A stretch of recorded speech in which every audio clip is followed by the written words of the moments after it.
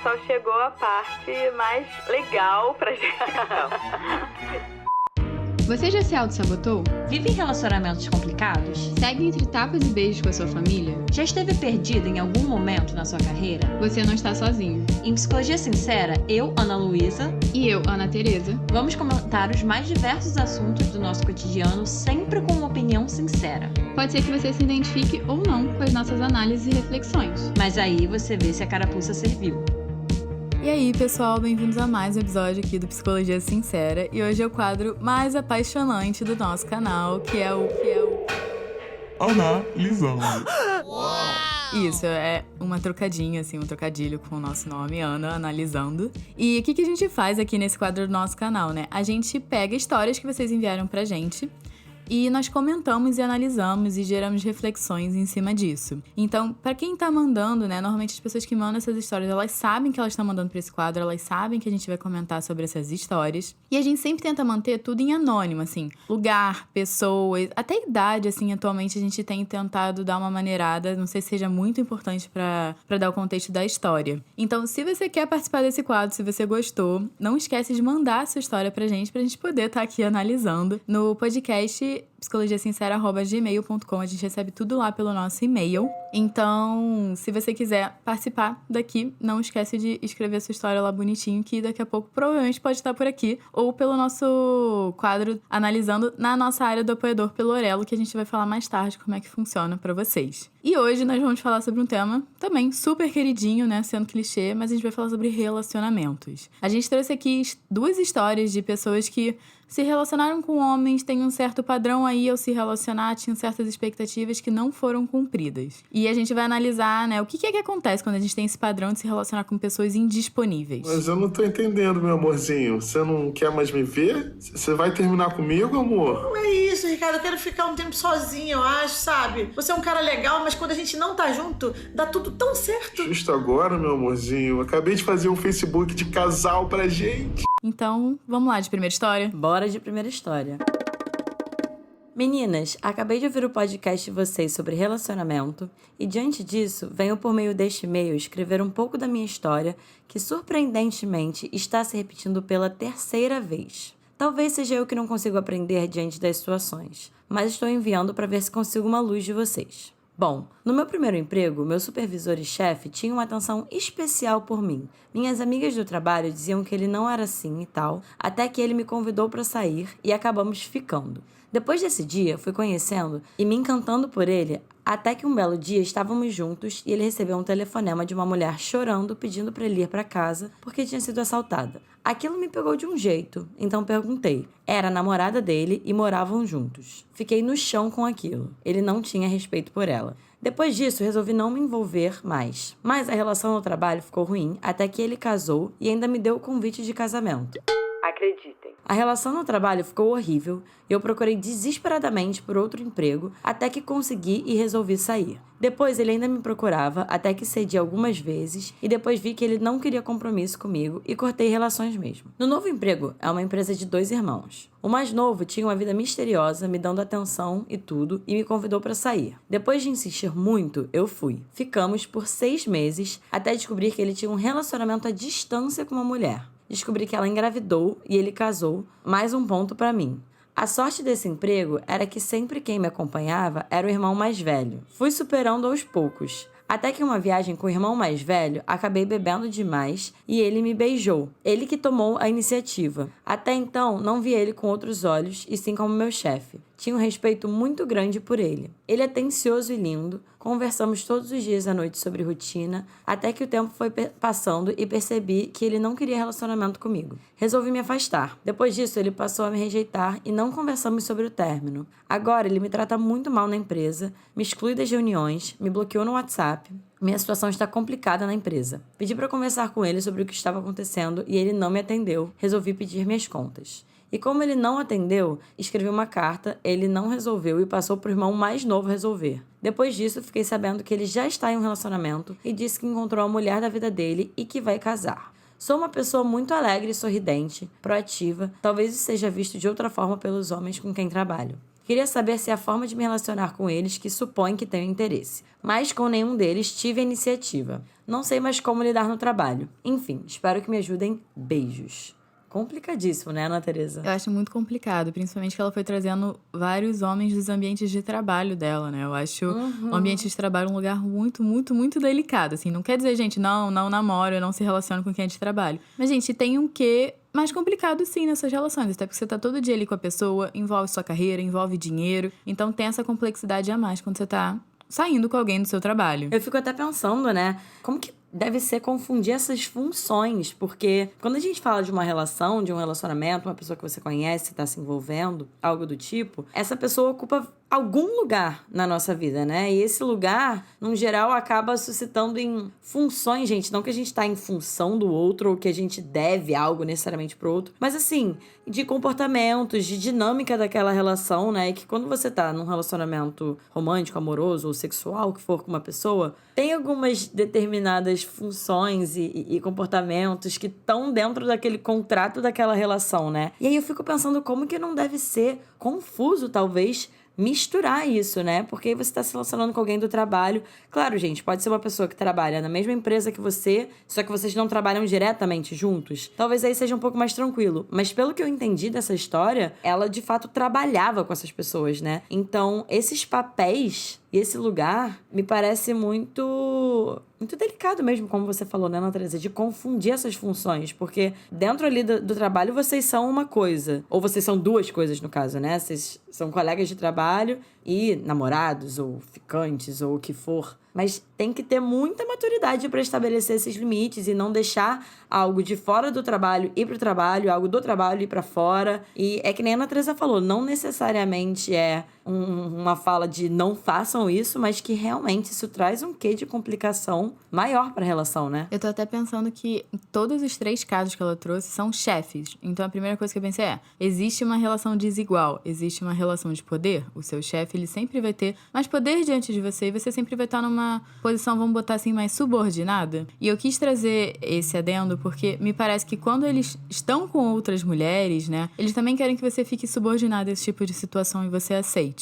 E não tô dizendo que você aceitou, porque eu acho que você foi muito consciente de, a partir do momento que você descobriu que o primeiro, né, era casado ou namorava, você se afastou e você pensou, isso não condiz com o que eu quero, não condiz com os meus valores, vou me afastar. E eu sei que é muito difícil, né, quando a gente tem aquela atração sexual e tem aquela atração romântica, a gente já idealizou a pessoa, é muito difícil a gente cortar 100% a relação, até porque eu imagino que a pessoa fica te procurando, a pessoa fica investindo e a pessoa sabe apertar os seus botões. E isso não ficou muito claro na história, mas me parece que são homens que sabem conscientemente que estão sim traindo as mulheres e escolhem fazer isso, mas eles sabem muito bem como também te manter ali. E isso me levanta várias bandeiras vermelhas.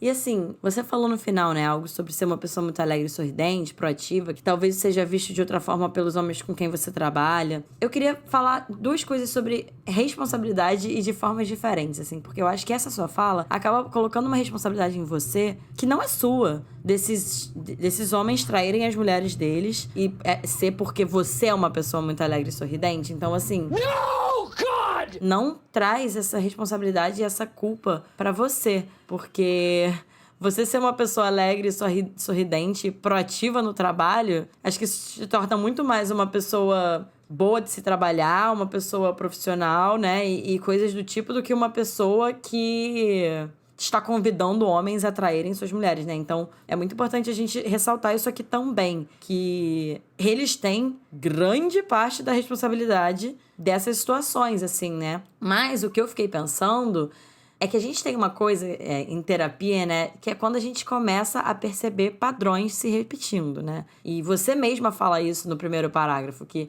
surpreendentemente está se repetindo pela 3ª vez. E aí, quando eu falo isso, não é sobre, de novo, culpar você pelas traições em si. Aguarde, por favor. Isso é responsabilidade desses homens que estão escolhendo conscientemente fazer isso, como a Ana Teresa falou. Mas como eu falei, é isso, né? Quando a gente percebe que a gente acaba se colocando, mesmo que sem querer, sem perceber, gente, porque padrão de comportamento, às vezes, vai muito além do que a gente consegue perceber conscientemente, né? Do que a gente consegue, de fato, ver. Não é como se a gente estivesse fazendo de propósito. Mas não assim, como você falou só das situações em si, você não falou muito, não sei, de como você é, da sua relação com seus pais, como que foi sua infância, enfim. Você não trouxe outros dados sobre você. É muito difícil da gente aqui criar uma hipótese ou falar sobre por que você tem esse padrão de comportamento, né? Ou pra que você tem esse padrão de comportamento. Mas é algo que em terapia com você, eu exploraria um pouco mais, assim. O que acontece com você que mesmo sem a intenção você acaba se colocando, ou acaba se colocando não, mas acaba se percebendo, mesmo quando você...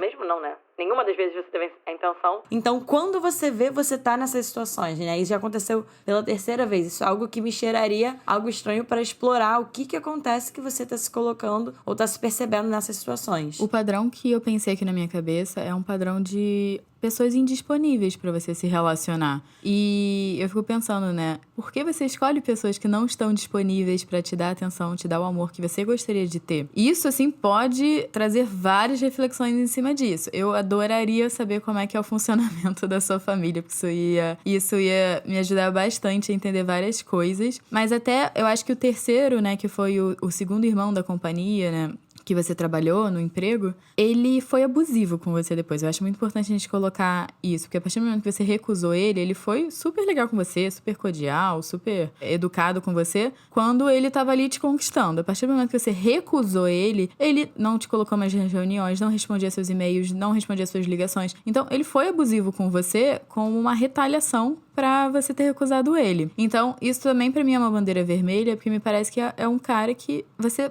teria um potencial relacionamento abusivo se você continuasse com ele. E aí, eu tô até me questionando, né? Será que os outros dois caras também têm potencial de relacionamento abusivo? Não sei, a gente não tem informação suficiente na história. E quando você fala que é uma pessoa alegre e sorridente, que nem a Ana Luísa falou, o problema não está em você. Mas eu fico pensando que muitas vezes, né, homens que são abusivos, gente, vocês podem concordar ou discordar do que eu vou falar, mas eles vão se sentindo mais atraídos por mulheres mais passivas. Porque um perfil do relacionamento abusivo é o controle, é a manipulação. Isso não quer dizer que, tipo, é super fácil de manipular qualquer um. Não. Mas a partir do momento que você é uma pessoa que coloca menos limites, que você cede mais, gente, é meio maluquice, mas as pessoas, elas notam isso em pequenos atos e elas vão se sentindo mais atraídas por você. Principalmente esses homens que...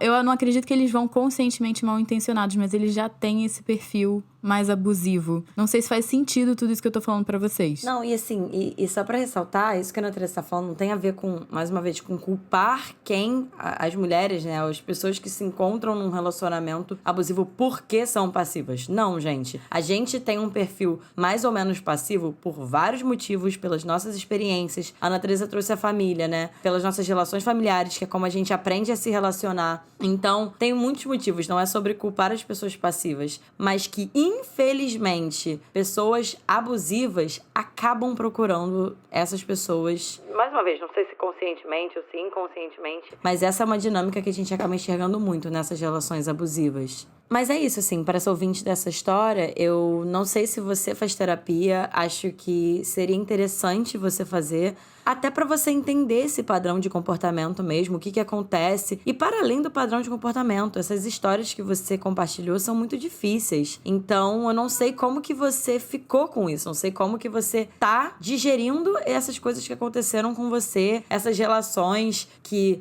começaram de um jeito, você tinha uma expectativa e você descobre uma coisa e aí você vai vivendo várias situações parecidas ali, uma depois da outra.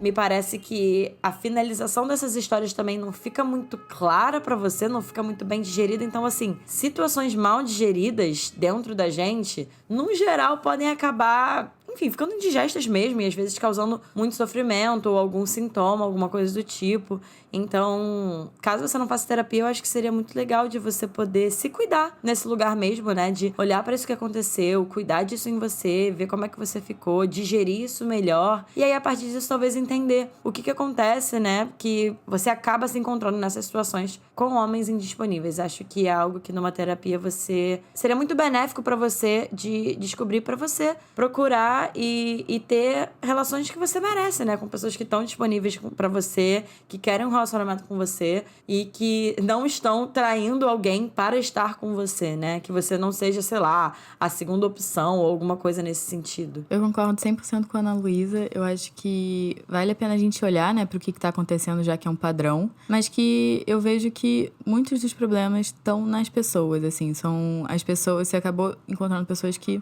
não estão ali bem intencionadas e eu sinto muito, sabe? Não necessariamente... Eu sei que muitas vezes a gente tem um padrão de se culpar por várias coisas que muitas vezes é sobre o comportamento dos outros. E o comportamento dos outros é uma coisa que a gente não tem como controlar. E no caso desses homens aí, não se culpa porque... Pra falar de um problema que é homens. Homens que não prestam. Não tem como a gente controlar mesmo. E bom, é isso, né? Você não sabia, então... E pessoal, chegou a parte agora do episódio que a gente vai pedir aqui pra você que tá ouvindo a gente, que gosta do nosso trabalho, que quer apoiar, que quer ajudar a gente a manter esse podcast aqui no ar, pra gente continuar fazendo os episódios. Chegou a hora da gente falar pra vocês serem os nossos apoiadores sinceros. A gente tá com um plano de assinatura lá no Orelo. Você paga um valor mensal e aí você tem direito a um episódio extra por mês. Já tem aí uns 4 episódios aí pra você ouvir já, que já estão 100% exclusivos lá pra vocês. E os episódios estão sensacionais, gente. Tem episódios que a gente aprofunda um tema que a gente falou aqui no podcast. Tem muito episódio do quadro Analisando, que é esse quadro que você tá vendo aqui, porque a gente tá recebendo muita história, então a gente tá tendo que se dividir e se espalhar. E uma coisa que a gente faz lá é, como a gente tá recebendo muitas histórias, a gente acaba dando prioridade também, não só pra esse quadro, mas pras histórias que são enviadas pra gente por lá.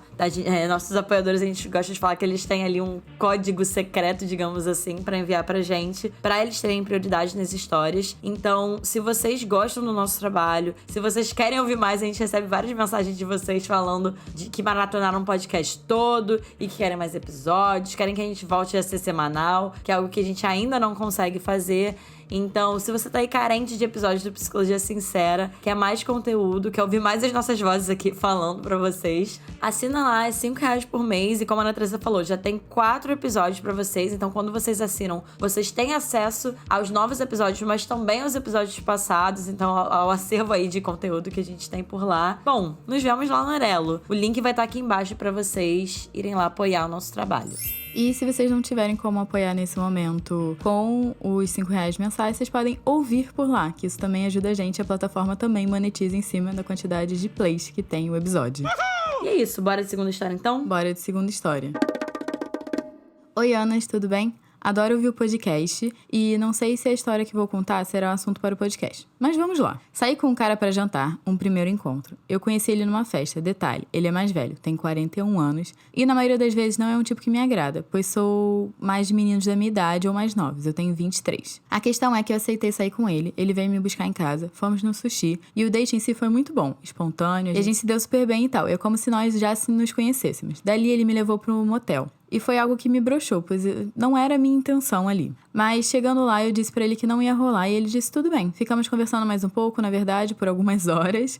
A gente se beijou, mas não transamos. Isso aconteceu numa segunda-feira e combinamos de nos ver na sexta-feira seguinte. Após o date, conversamos, porém, na quarta-feira da semana seguinte, né, do date, eu me lembrei que na sexta-feira eu tinha um compromisso e mandei mensagem pra gente desmarcar e remarcar para outro dia. De manhã ele disse tudo bem, que tinha que viajar com os amigos na quinta e só voltaria na segunda. Até aí, tudo bem. Mas no domingo ele manda a seguinte mensagem. Boa noite, amei ter te conhecido. Voltei com a Lili. Fica com Deus. Fiquei sem entender nada e por um momento eu me senti como uma despedida de solteiro. Fiquei chocada, porém segui a vida normal porque não é a primeira vez. Mas queria saber se vocês acham que eu poderia ter feito algo a respeito ou ter respondido, não sei. Fiquei confusa. Olha, rápida a história, mas dá muito pano pra manga, né, Ana Teresa? Assim, primeiro, eu acho que eu vou começar pelo final de você perguntando se a gente acha que você poderia ter feito algo a respeito ou ter respondido, enfim. Eu diria que não, sabe? Porque você fala em algum momento sobre a sua intenção, né? Que quando ele te levou no motel, foi algo que broxou você, porque não era a sua intenção. E eu fico pensando se você sabia, e aí é realmente uma dúvida, você não compartilhou aqui, mas talvez você soubesse e só não escreveu pra gente, se você sabia qual era a intenção dele, né? Porque talvez a sua não era, enfim, ter uma trans ali de uma noite ou algo do tipo, mas a gente realmente não tem como saber se era dele E pelo visto, talvez tenha sido, né? Então, não sei se tem algo que você poderia ter feito a respeito, né? Assim, em relação a... É o que a gente tava falando pra primeira história. A gente não controla o comportamento das pessoas, né? E, bom, se ele voltou com a Lili ou com quem for, né? Não tem muito que você possa fazer nessa situação. Eu tô pensando aqui, né, também qual era a expectativa dessa ouvinte diante do date, porque é um cara mais velho, eu acho que isso é algo que a gente tem que falar, assim, 41 com 23 é muita diferença de idade, e a gente também tem que pensar o que é que esse cara tava pensando, só que uma garota de 23, porque pode ser que ele tá pensando que ele só queria realmente ir pra um hotel, ter uma noite, e é isso, até pela diferença de idade, pode ser que ele tava te objetificando, tem uma série de coisas que pode ter passado pela cabeça desse homem.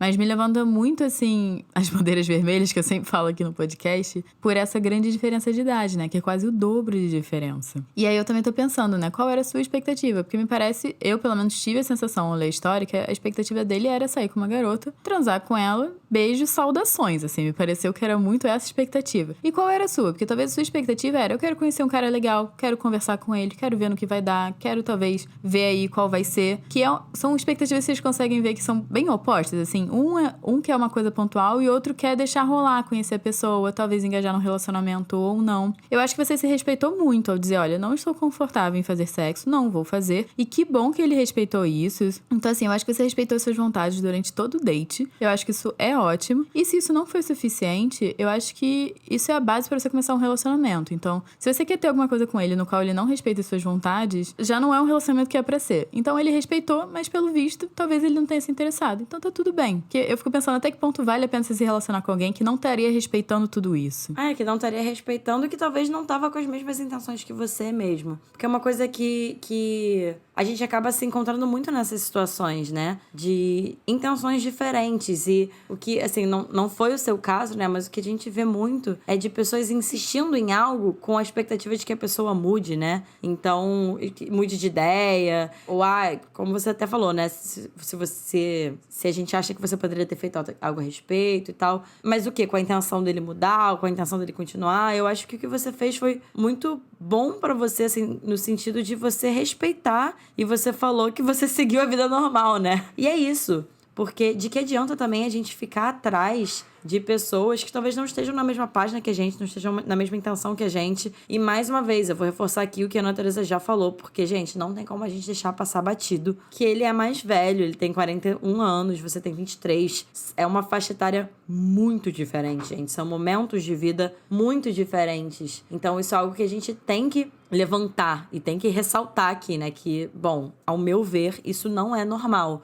E você deu poucas informações até sobre, por exemplo, o momento de vida que você tá, o que tá acontecendo, como é que isso foi pra você, assim.